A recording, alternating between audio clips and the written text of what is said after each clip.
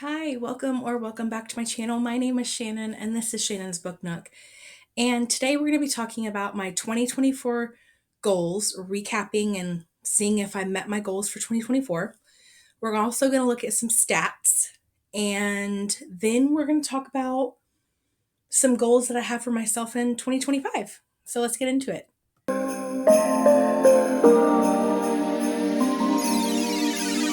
Okay, so first let's start with my 2024 stats. So most of the graphs that I'm going to be using are from StoryGraph. Um, if I use any other graphs, I'll tell you where I got them from. So let's start with how many books I read. I read a total of 174 books, which is phenomenal. That is great. But this is down a little bit. In 2023, I read 205 books. So I did read less than last year and the year before because in 2022, I read 214 books. So I am reading a little bit less than I have been over the last couple years, but I'm not mad about it at all because I feel like 174 is still a really big number. So looking at some of my moods that I was reading, I have a lot of emotional reads, and apparently 94 books that I shelved on Storygraph were emotional. And then my next biggest chunk is funny. I feel like funny and lighthearted are almost equal in the graph. And then the next three biggest were adventurous, dark, and mysterious. So those were some of my top moods for 2024. For pacing, I had 1% that was a slow pace, 26% of fast paced books, and then I had 73% medium paced books. Looking at the page count, I read a lot of like medium sized books. So less than 300 pages was about 20% of my reading. 300 pages to 499 pages was 74% of my reading. And then 500 plus page books were making up about 6%. So I did not read a lot of chunky books this year. But next year, I have quite a few fantasy and romantasy books on my TBR that are pushing 500 pages.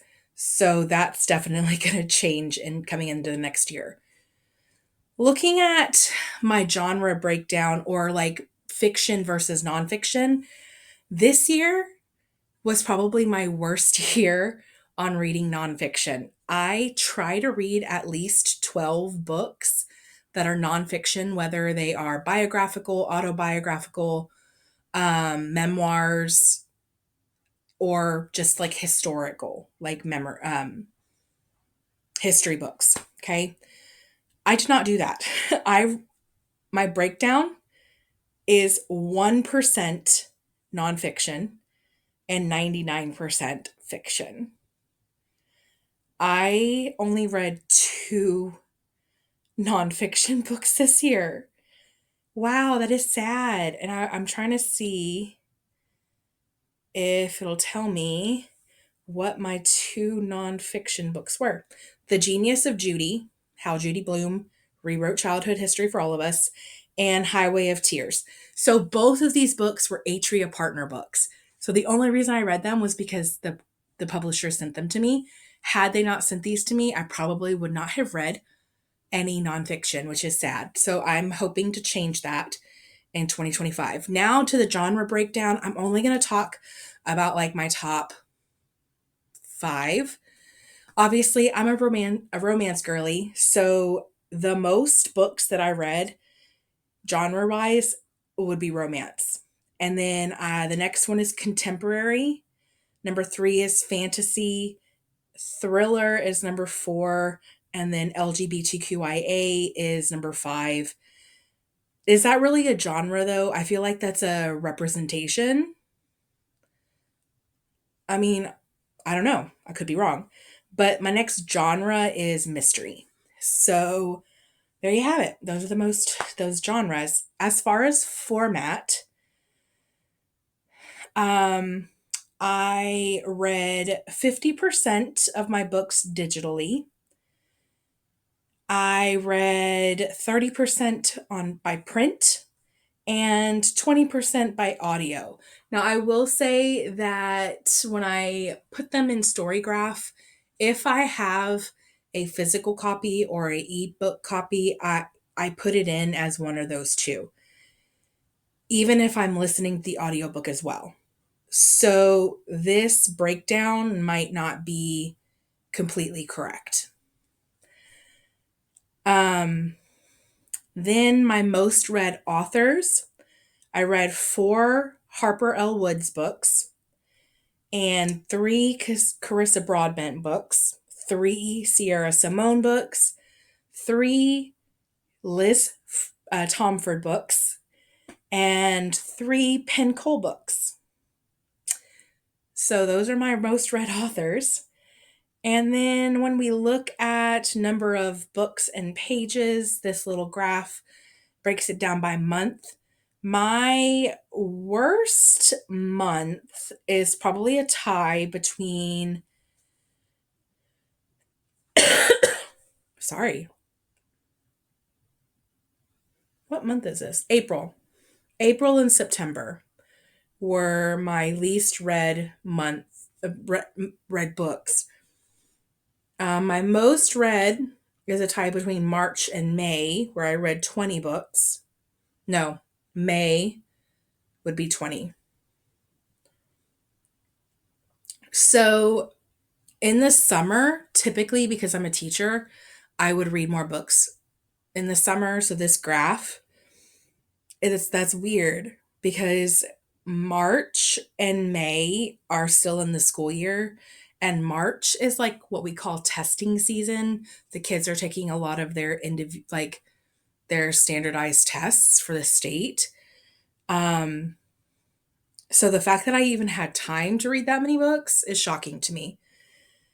And then looking at my star ratings, I did not give a ton of 5-star ratings. I've been trying to be more frugal about giving 5 stars. It's like I give a 5-star for a book that like made me emotional, that like hit me right in the feels.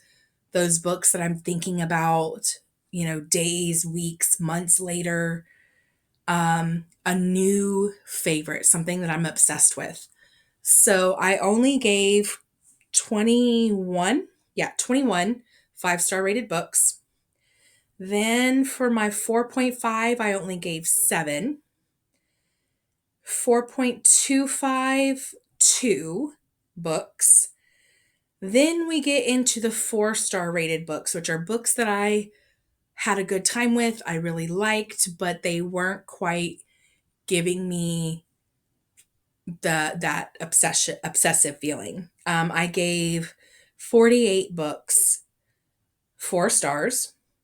3.5, I gave 24 books a 3.5 rating, which when I give a 3.5, it's like I don't think it was just okay, meh, that was all right, but I also didn't love it to get enough to give it a 4.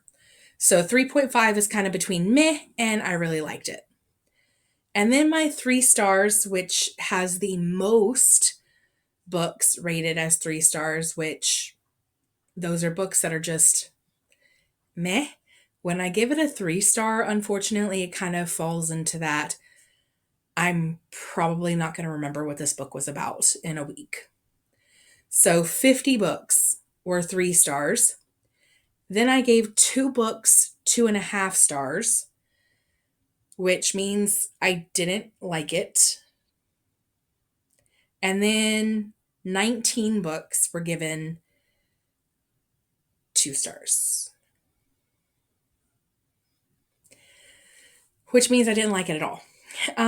So there's my breakdown.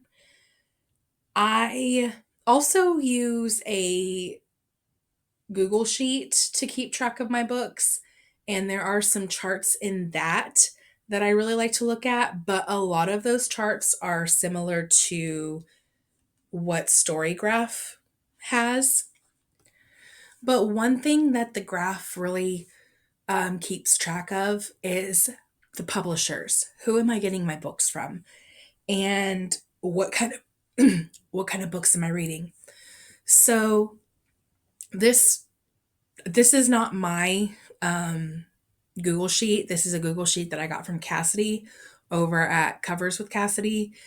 And this one chart that I'm going to be talking about in particular, I will try to screenshot and so that way you can see it.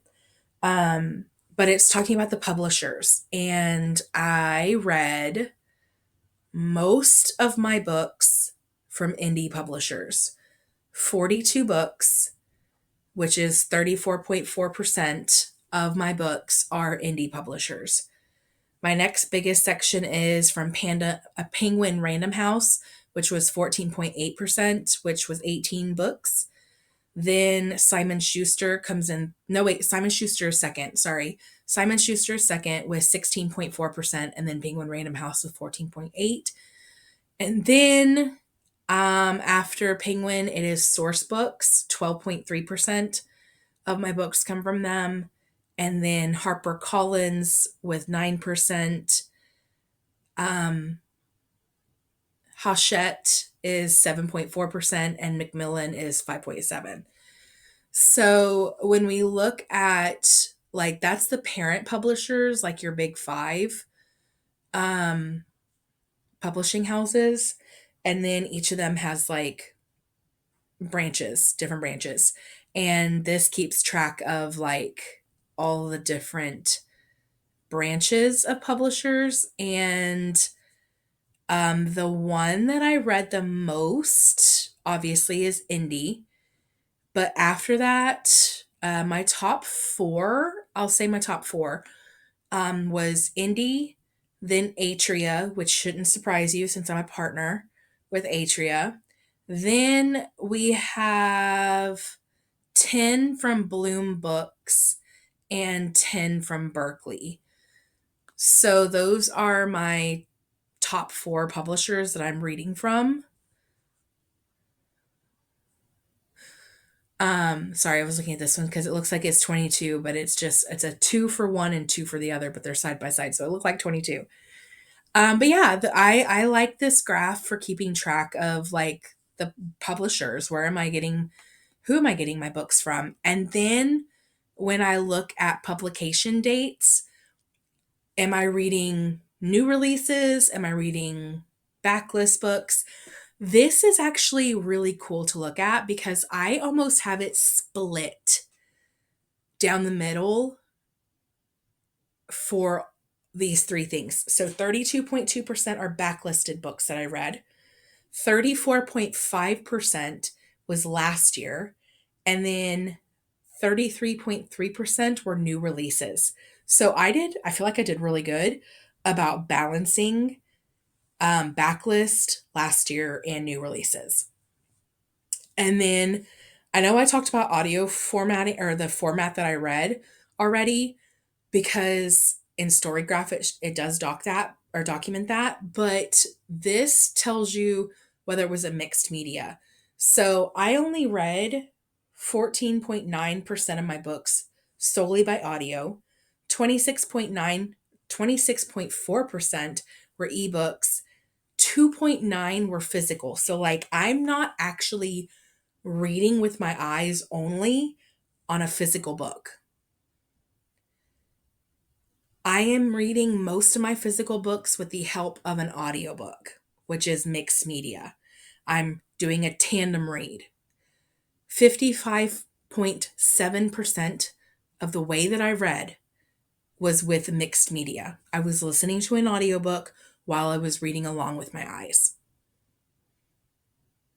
Or I would go back and forth. Sometimes I would read with my eyes and then I would flip over to the audiobook and only listen to the audiobook. And the last chart I would think I'm going to talk about is the format acquired.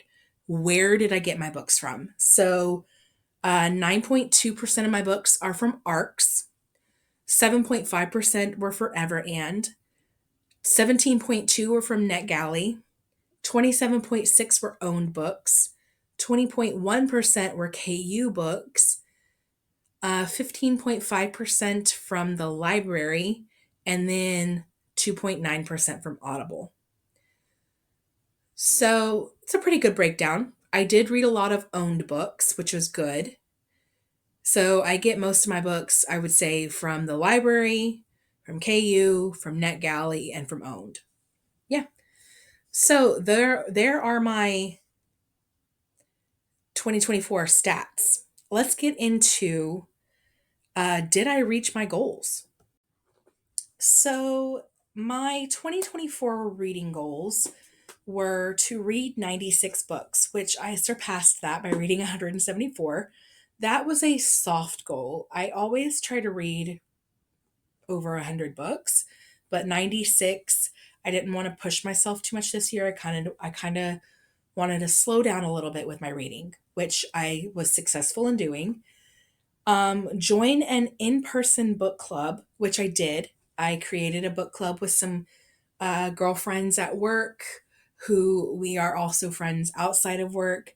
And so we have a lot of fun getting together and picking books and just mostly hanging out and venting because most of us are teachers and we just kind of need that space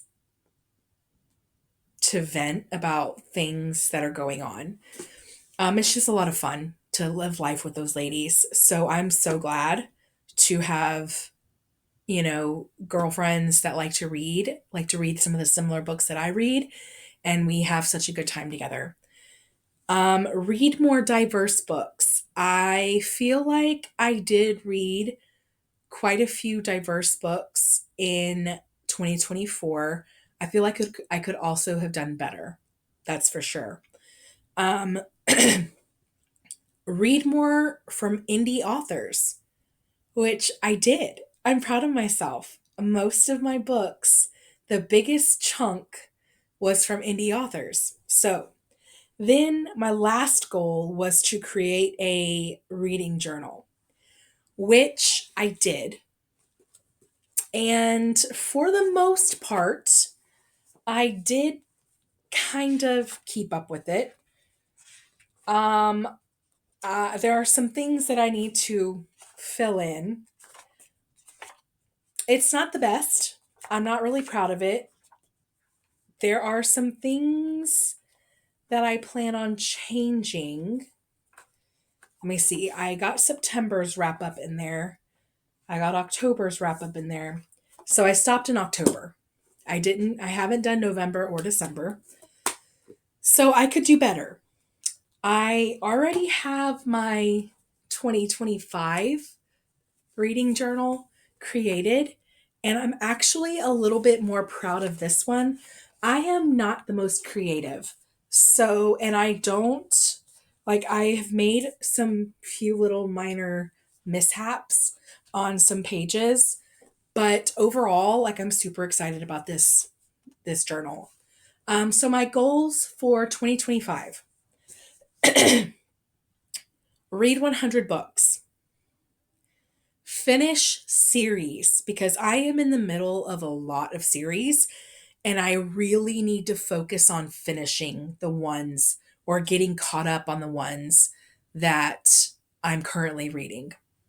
So finish series, read indie authors. I still want to continue supporting indie authors. Read diversely because that's always a super important thing to read those voices, the BIPOC authors, the Indigenous authors, the Asian authors. I want to read historically silenced minority groups so I can learn from them. So, reading diversely is something that I feel very strongly about. Another goal is to keep up with this journal. And if you want me to do a walkthrough of my journal, I will be happy to do that. Just let me know down in the comments if you want to see. Read subscription box books because I have probably 10 books. No, because I have book of the month books as well. I'll say 20 books from subscription boxes that I have not read. And I have not had a subscription box in a year or two, which means these books have been sitting on my shelf and done nothing. So I need to read my box books. Then I want to read more Kindle Unlimited books just because I'm paying for this subscription. I need to be using it. Same thing with Everand. I love both subscriptions, but I need to be strategic with how I'm spending my money right now. So I need to make sure that I'm utilizing the subscriptions that I have. And if I'm not using them, I need to get rid of them. So those are my big goals for 2025.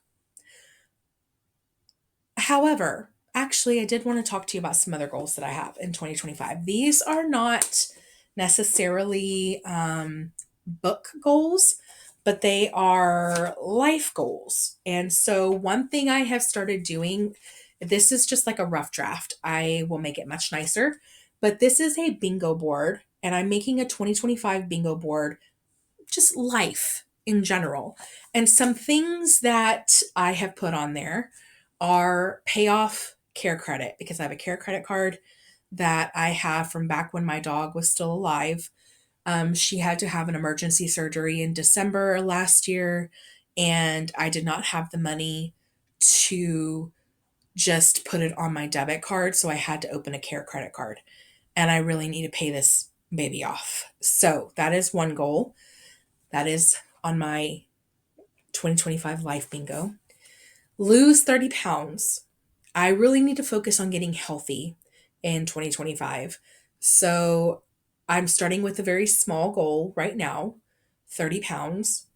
And if I reach that goal early in the year, obviously I will edit as I go. But 30 is my goal right now. I want to paint my primary bedroom and bathroom. Then another goal is Atria arcs red because I'm very behind on those arcs. Return to church. I'm a Christian. I don't force my beliefs on anybody though. My beliefs are mine. My relationship with God and Jesus is my own. So but I have not been to church in a while. And when I say a while, like since COVID and that whole online church thing happened, that was not for me. I didn't get much out of that. I need to be in the sanctuary, in getting the praise and worship, filling my spirit, and hearing the message right in front of me. But since COVID happened, I have maybe gone to church a couple handfuls of times, which is not like me. So I need to get back to church. So that is a goal of mine. Will I return to the church that I was at before? I love that church. That church has a special place in my heart. And I know a lot of people there. I know the pastors. I've traveled to Israel with that church. Do I want to keep going to that church? Yes, but it is a drive because I have moved even further away from that church. So, will I kind of look around for something closer? Maybe. Then, another goal that I have on here is get a pet. It has been almost a year. In February, it will be a year since I lost my dog. And I feel like I'm in a place where I can finally maybe start thinking about getting a pet. Then obviously read 100 books is on here. Read the Bible. I plan on reading the Bible over the next year, and I have this little cute planner.